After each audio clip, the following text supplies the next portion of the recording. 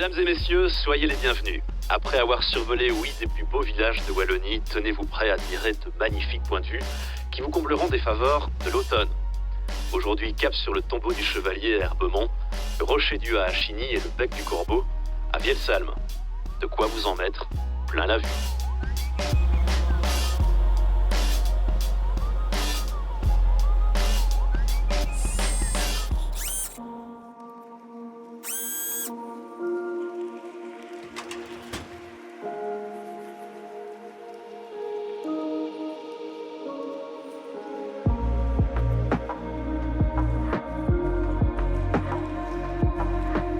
Maurice Pirotte, poète et critique d'art qu'il a contemplé tout au long de sa vie de centenaire, a écrit que si les touristes attardaient à ses charmes la déshabille du regard, c'est parce qu'elle a quelque chose d'indéfinissable, d'irrésistible.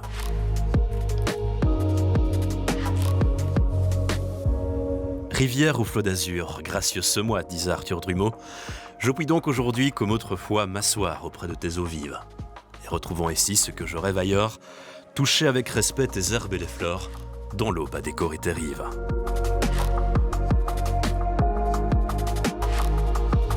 Bon nombre de points de vue sur la vallée de la Smois ont inspiré les enfants du pays. D'autant plus lorsque celle-ci se pare de ses plus beaux atours, resplendissant sous un timide soleil d'automne.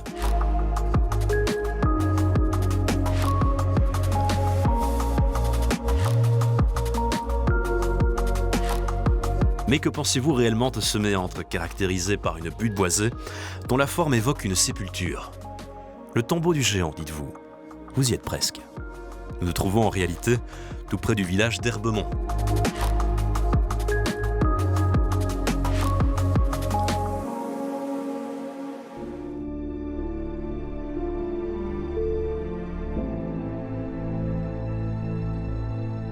La légende qui perdure en ces lieux met en scène un seigneur venant du pays du soleil.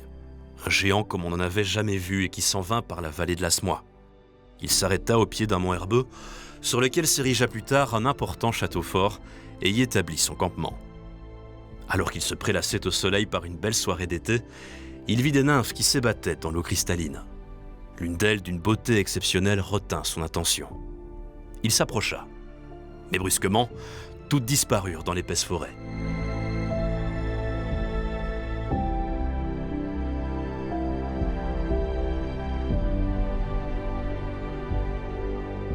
Furieux, le géant jura de retrouver celle qu'il convoitait.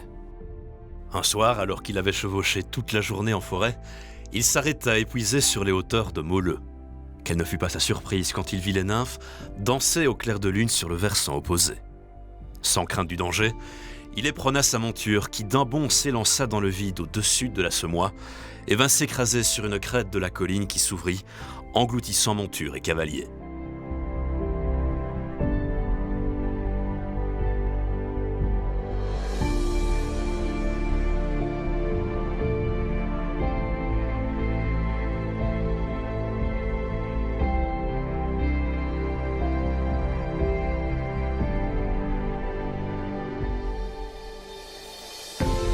Cet endroit, qui constitue l'une des balades les plus bucoliques de la région, s'appelle à juste titre le tombeau du chevalier.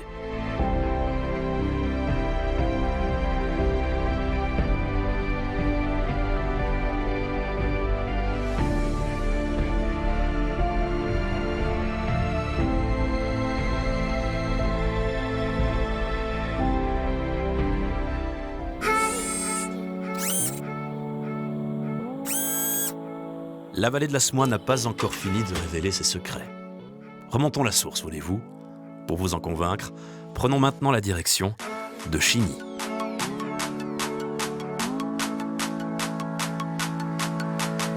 L'on dit de ce point de vue qu'il est toujours une surprise pour chaque nouveau visiteur. Le tableau présente un relief pour le moins somptueux. De hauts versants couverts par la forêt silencieuse et en contrebas, la Semois d'un calme saisissant qui se laisse couler en miroitant parmi les prés et les bois.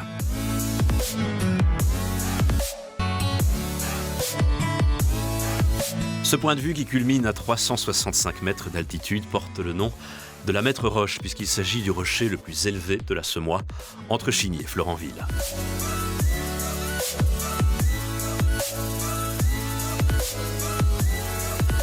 Mais les passionnés le connaissent mieux sous un autre nom. Mesdames et messieurs, voici le Rocher du Ha.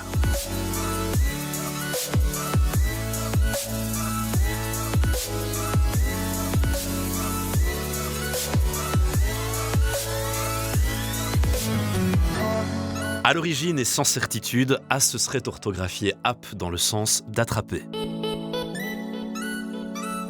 Du temps des comtes de Chigny où les rois et ducs de France, d'Allemagne et de Lorraine se livraient à leurs sports favoris, les chasses à courre et aux faucons, le Hap était un parc entouré de grandes haies placées à proximité ou au centre d'une grande forêt.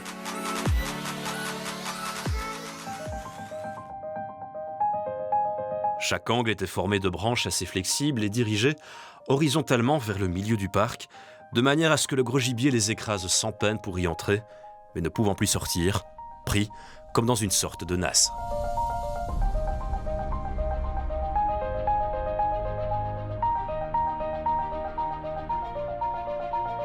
Pour expliquer l'origine du nom, certains n'ont pas manqué d'imagination. Pour l'anecdote, un ouvrage touristique explique que l'on aurait baptisé le lieu suite aux cris d'étonnement poussés par certaines personnes en découvrant cette vue impressionnante.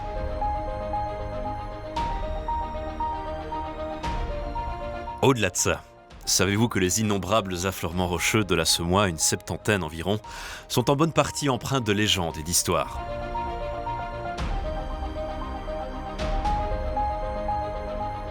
Remontons au mois d'août 1914. Alors que de violents combats sévissent dans la région, Félix Lavigne, un habitant de Martuet, héberge chez lui une douzaine de soldats français qui se sont retrouvés bien malgré eux derrière les lignes allemandes.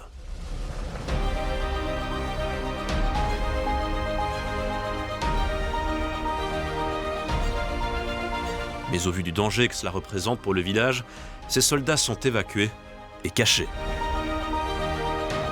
Le fils de Félix Lavigne, âgé de 13 ans seulement, se charge de les ravitailler toutes les nuits au moyen d'une barque, et ce avant que la résistance ne fasse son œuvre et aide ses hommes à regagner le sud de la France.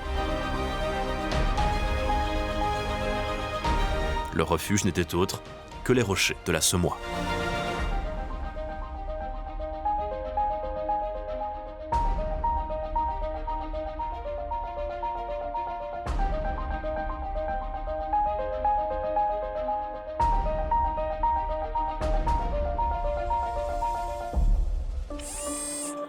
Quittons désormais la vallée de la Semois. Cap sur les hauts plateaux ardennais.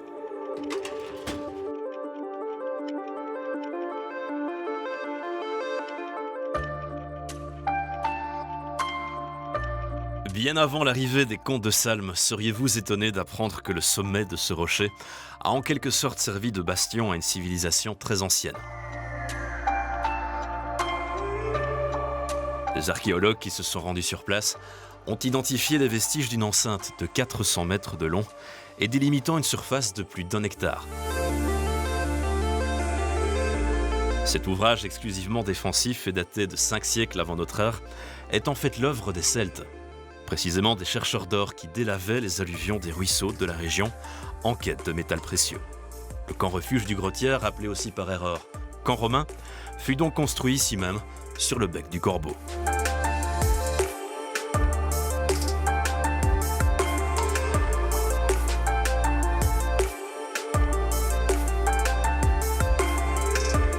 Situé sur la rive droite du Glin et culminant à 544 mètres d'altitude, le bec du Corbeau offre une vue spectaculaire sur le village de Salm-Château, où l'on retrouve notamment le musée du Coticule, mémoire vivante d'un des derniers ateliers de façonnage de la pierre à rasoir.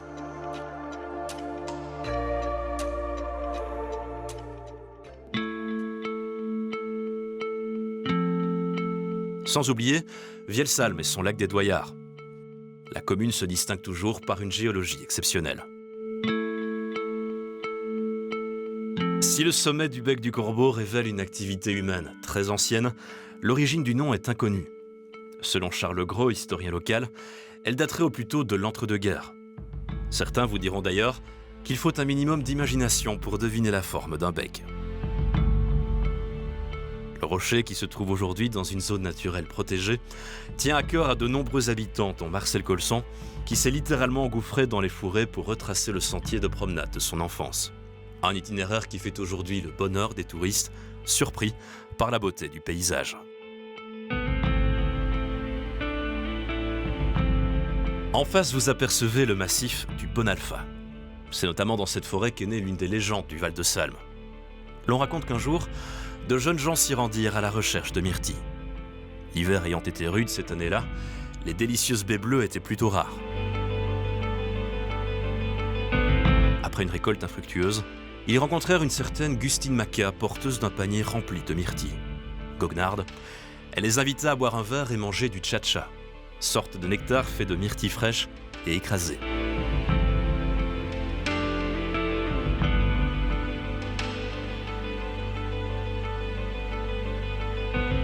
Mais bien mal leur en prit, car ces myrtilles miraculeuses étaient ensorcelées et les jeunes furent de suite transformés en macrales.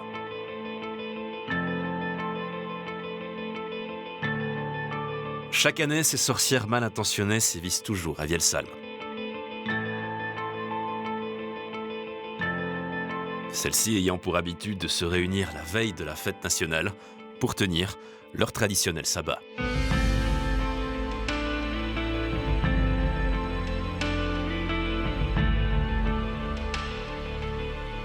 Au nom de toute l'équipe de TV Lux, merci d'avoir volé avec nous. On espère vous revoir bientôt à la découverte du patrimoine local. Atterrissage imminent.